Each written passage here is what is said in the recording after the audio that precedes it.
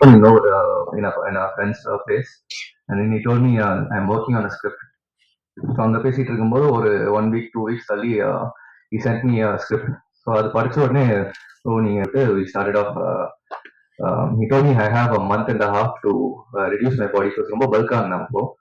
So ஈசனுக்கு அப்புறம் திருப்பியும் நான் ஒரு ஸ்கூல் பையன் கேரக்டர் பண்ணியிருக்கேன். So I had to cut down a lot of weight. I put in the hard work and reduced around 6 kilos. So in the pardon, it was really amazing working with such, as you can see, there are such amazing people over here. Virami, Atharva brother, Murli, Narina, Nobel, Praveen, and Karthik, and obviously Raman sir and Sharat sir. Everyone was amazing to work with. Raman sir had so much to like. He gave me a lot of advice during my one portion that I had to shoot with him, and it was words of wisdom that I would take for the rest of my life as an actor. After Garudan அதில் எவ்வளோ ஒரு ரகிடான ஒரு villain பார்த்தீங்களோ, இதுக்கு அப்படியே ஒரு ஆப்போசிட்டா நீங்க ஒரு இன்ட்ரோவர்டட் ஸ்கூல் பையன் பார்ப்பீங்க அந்த படத்துல. And I hope media friends all of you watch the movie. Please support us and enjoy the movie. Thank you once again. வணக்கம். Thank you so much Krishnan. Actually நான் ஒருத்தங்களை கூட மிஸ் பண்ணிட்டேன். My fault, I'm very sorry. யாரோ diamond Babu sir, senior Piano அவர்கள் வந்து he's been working with a lot of films, we all know. So அவங்களே இந்த மேடையில கூப்பிடணும் அப்படிங்கிறது டீமோடைய ஒரு விஷயம். யா சார், நான் உங்களை முதல்ல கூப்பிடலாம். Very sorry, please.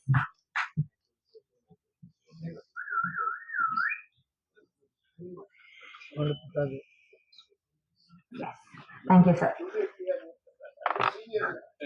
Junior Piano அவங்களுடைய ஆசைக்கு ஏற்ப நம்ம சொல்லிக்கலாம். எஸ், எனர்ஜியில junior, work wise senior. Yes. அடுத்தபடியாக இந்த படத்தினுடைய இபி சுந்தரராஜன் அவர்களே பேச வைக்கிறோம்.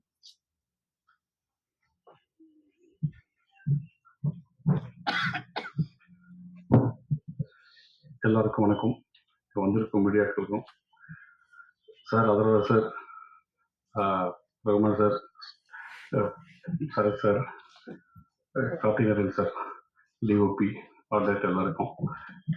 இது இப்போ வர இளைஞர்களுக்கு அந்த சினிமாவில் ரொம்ப கஷ்டப்பட்டிருக்காங்க. ஒரு மூவி கதை சொல்லி எப்படி ஓகே பண்ணுறதுன்னு சொல்லிட்டு, எவ்வளோ ப்ராப்ளங்கள் இருக்குன்னு சொல்லிட்டு, அது கொஞ்சம் சினிமா நிறைய வந்துட்டு இருக்காங்க. பெரிய ஒரு எக்ஸாம்பிளாக இருக்குன்னு நினைக்கிறேன் இந்த மூவி பார்க்குற இளைஞர்களுக்கெல்லாம்.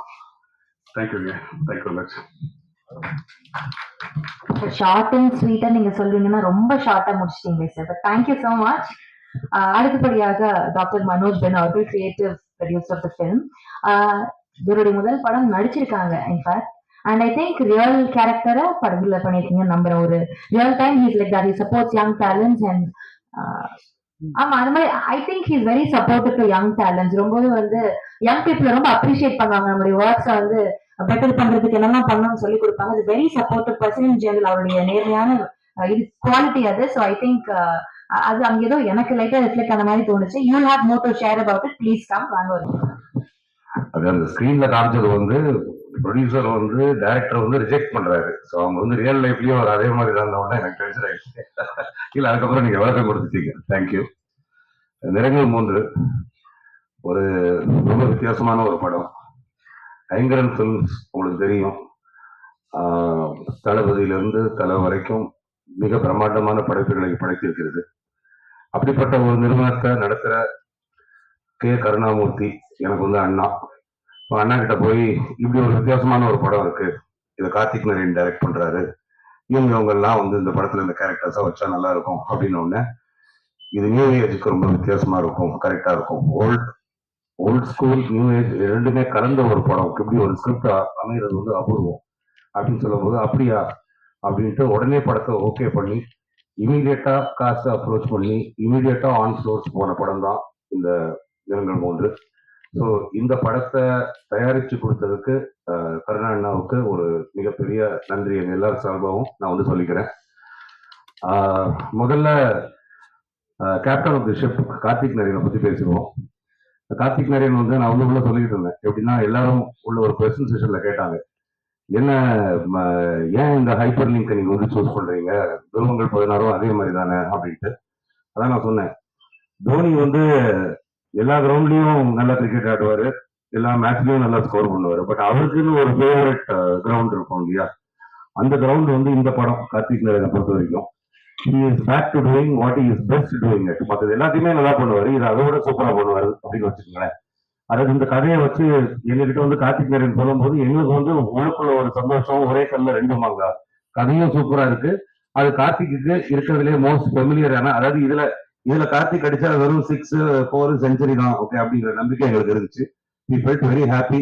கதையில நாங்க எந்த மாற்றங்களும் சொல்லல, அப்படியே எடுங்க கார்த்திக், ஓகே உங்களுக்கு வர்றது நீங்க செய்யுங்க அப்படின்னு சொல்லிட்டோம்.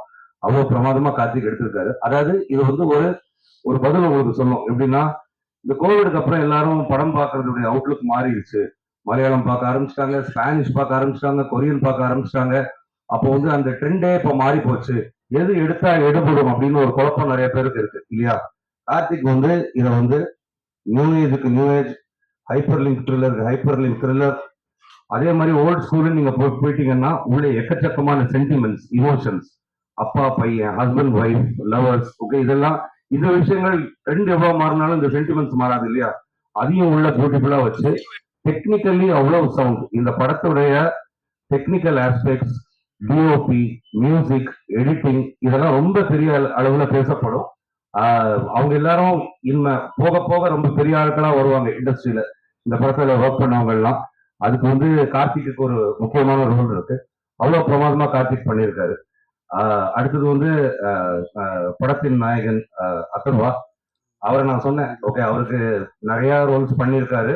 அவருடைய ஃபேன்ஸ் எப்பவுமே அவர்கிட்ட இன்னும், அதாவது கார்த்திக்குடைய ஃபேன்ஸ் எல்லாம் என்ன கேட்கறாங்கன்னா சோசியல் மீடியால கேட்பாங்க, எங்களுக்கு அந்த மீட்டர்ல எப்ப நீங்க திரும்பி படம் எடுப்பீங்க அப்படிங்கிற மாதிரி. அத்தர்வா கிட்ட வந்து வேற ஒரு அந்த பழைய மீட்டர்கள் எதுவும் இல்லாம வேற ஒரு புது மீட்டர் இந்த படத்துல உங்களுக்கு இருக்கும்.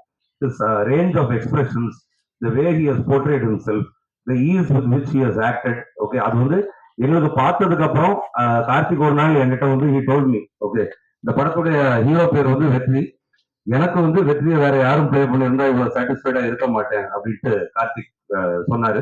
அது வந்து அந்த ஹீரோவுக்கு கிடைச்சது, ஏற்கனவே கிடைச்ச வெற்றி அப்படின்னு வச்சுக்குவோம். அடுத்தது வந்து 2 பேர் இந்த படத்துல.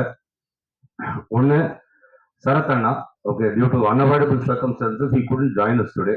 அடுத்தது வந்து ரஹ்மான் சார் வந்து அவர் வந்து எப்படின்னா அவங்களுக்குள்ள ஒரு தனி ரிலேஷன்ஷிப் இருக்கும். நான் எவ்வளவு பேசினாலும் ப்ரொடியூசர் சைடு நீங்க என்ன வேணா பண்ணிக்கங்க, நானும் கார்த்திக் நாராயணும் வேற ரஹ்மான் சார் சொல்லிடுவாரு. ஏன்னா அவங்களுக்கு அப்படி ஒரு relationship. He trust Karthik Narayan blindly and Karthik Narayan trust Rahman sir blindly. So இது ரொம்ப ஒரு சேலஞ்சிங் ரோல். அந்த சேலஞ்சிங் ரோல்ல எத்தனை சேலஞ்சஸ் இருந்தாலும் கார்த்திக் நீ எடுக்கிற நான் இதை பண்றேன் அப்படின்னு ரஹ்மான் சார் சொன்னாரு. இதுக்கு நான் விட்னஸ், நான் கூட இருந்தேன் இது நடக்கும்போது. And the product has come out very beautifully. Rahman சாருடைய ஆக்டிங் ஸ்கில்ஸ் பத்தி சொல்லவே தேவையில்லை. அவர் வந்து படத்துக்கு வந்து எந்த அளவுக்கு அந்த கேரக்டரை நிறைவேற்றி கொடுக்க முடியுமோ ஓகே அதை வந்து மோர் தென் ஆர் எக்ஸ்பெக்டேஷன்ஸ் பண்ணி கொடுத்தாரு. சரத் அண்ணா அதே மாதிரி இந்த படத்துலயும் வெளியே கேட்டாங்க, நிறைய காப் ரோல்ஸ் இருக்கு. இது காப் ரோல் தான், ஆனா இது வந்து முற்றிலும் ஒரு வித்தியாசப்பட்ட ஒரு ரோல். அந்த காப்புக்கே உரிய அந்த கம்பீரம் plus a lot of emotions, அந்த அடக்கி வாசிக்க வேண்டிய நேரத்துல அடக்கி வாசிக்கிறது, கொந்தளிக்க வேண்டிய நேரத்துல கொந்தளிக்கிறது, அதெல்லாம் வந்து சரத்தண்ணா வந்து அவ்வளவு பியூட்டிஃபுல்லா பண்ணி கொடுத்துருக்காங்க. அதுவும் ஒரு பிஸி ஸ்கெடியூல்ல இவங்க எல்லாம் இருக்கும்போது, சரத்தண்ணா ரமன் சார் எல்லாம் இருக்கும்போது அது கரெக்டா வந்து அதை வந்து கச்சிதமா அவ்வளவு பெர்ஃபெக்டா பண்ணி கொடுத்து முடிச்சுட்டு போனாங்க. அதுவும் எங்களுக்கு வந்து இந்த படத்துல வந்து ஒரு பெரிய பிளஸ், ஒரு பெரிய ஆச்சரியம் எங்க எல்லாருக்கும். இந்த படத்துல வந்து துஷ்யந்த் எவ்வளவு பிரமாதமா நடிச்சிருக்காரு அப்படின்ட்டு அது எல்லாருமே படத்தை பார்த்து நாங்க எல்லாருமே சொல்லி காட்டுற ஒரு விஷயம். அது மட்டும் இல்ல, முரளி, நரேன் இவங்க எல்லாம் வந்து they also played important cos. அங்க முன்னாடி அடையாளமே தெரியாம நோபல்னு ஒருத்தர் உட்காந்துருக்காரு. அவர் யாருடைய ஃப்ரெண்டும் நினைச்சேன். அவர் எங்க படத்துல நடிச்சிருக்கிற நோபல் தான், அவரும் பிரமாதமா பண்ணியிருக்காரு.